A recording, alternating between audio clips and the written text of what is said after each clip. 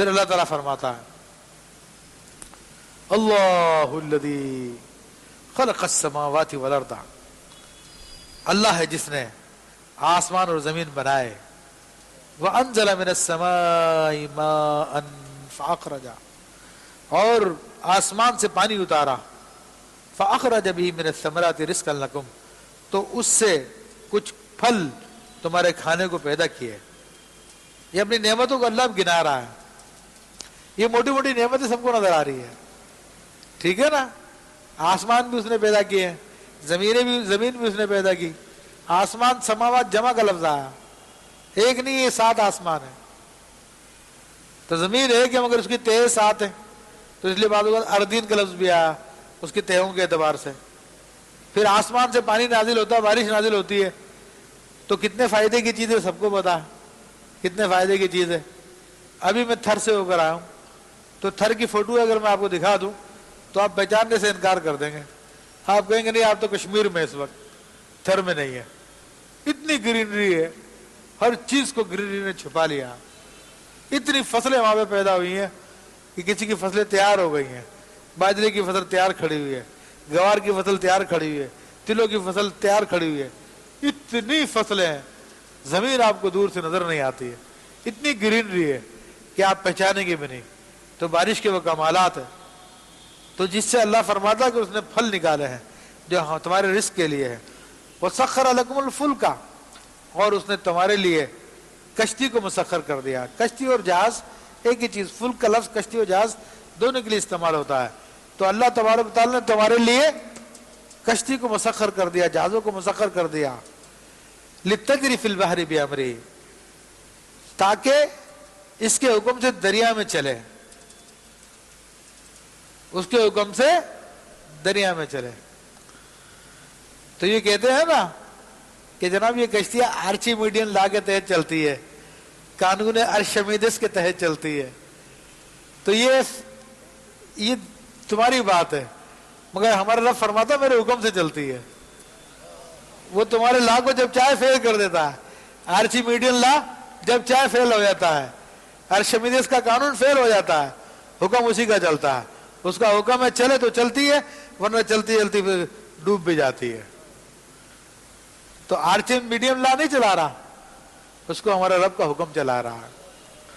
وَسَخَّرَ لَكُمُ الْأَنْهَارَ، اور اس نے تمہارے لیے نہروں کو مسخر کر دیا، نہروں کو مسخر کر دیا۔ نہر سے مراد دریا ہے، بحر سے مراد سمندر ہوتا ہے، اور سمندر کتنی عظیم مخلوق ہے آپ کو پتا ہے، اس کے کنارے پہ کھڑے ہو کر جب وہ جوش میں ہوتا ہے تو کیسے دل دہل رہا ہوتا ہے۔ اور نہر جو ہے وہ میٹھے پانی کی ہوتی ہے، یعنی دریا، تو اس کو بھی تمہارے لیے مسخر کر دیا۔ تو آج انسان جو ہے سمندروں سے بھی رزق حاصل کر رہا، سمندروں کے سینے پہ جو ہے کشتیاں چلا رہا، جہاز چلا رہا، نہروں کے اندر، دریاؤں کے اندر بھی کشتیاں چلاتا ہے، اس سے بھی رزق حاصل کرتا ہے، اس کو بھی اپنے فائدے کے لیے استعمال کرتا ہے۔ حالانکہ دریا قابو میں آنے والی چیز نہیں ہے، سمندر تو بالکل قابو میں نہیں آتا، جب اس کا موڈ ہوتا باہر نکلتا، کسی کا باپ بھی نہیں روک سکتا، دنیا کی سپر پاور ہے اس کے سامنے بیکار ہو جاتی ہے۔ پچھلے دنوں چند سال پہلے ہیوسٹن کے اندر جو ہے سمندر باہر نکل کے آ گیا تھا، تو لوگوں کے گھروں میں پانی بھر گیا تھا، تو لوگ کشتیوں میں جو ہے بھاگ رہے تھے، دوڑ رہے تھے، تو ساری کی ساری سپر پاور ناکام ہو کر رہ گئی تھی۔ جس نے اتنا بڑا بیڑا بنایا، ہم پہ روب مارنے کے لیے ہمارے ساحل پہ لا کے لگایا، جس کی زیارت کرنے کے لیے لوگ گئے تھے۔ میں تو نہیں گیا تھا الحمدللہ، لیکن بہت سارے لوگ اس کی زیارت کے لیے گئے تھے۔ جو اولیاء کی زیارت سے محروم رہتے ہیں وہ ایسی چیزوں کی زیارتیں کرتے ہیں۔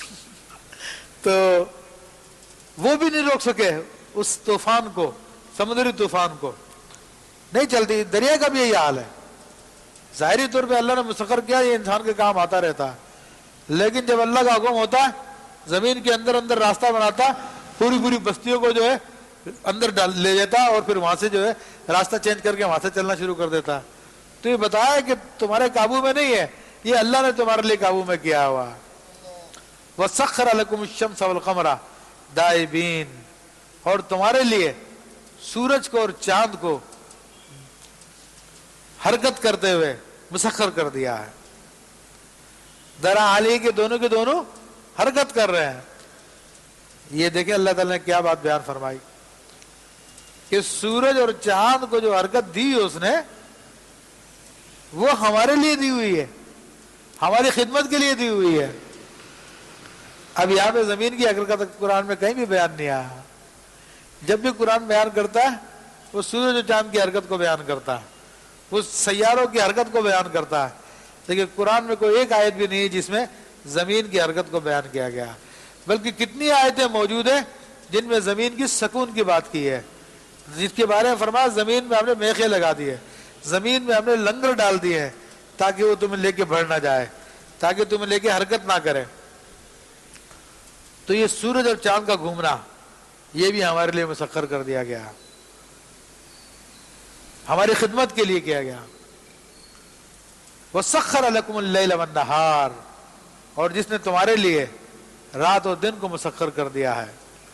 اب دن اور رات کو مسخر کر دیا, ظاہر سی بات ہے عزیزہ محترم, سورج چاند کے فنکشن بھی آپ سمجھتے ہیں اور رات دن کے فنکشن بھی آپ سمجھتے ہیں کہ راتیں آرام کے لیے دی ہے اور دن کام کے لیے دیے ہیں.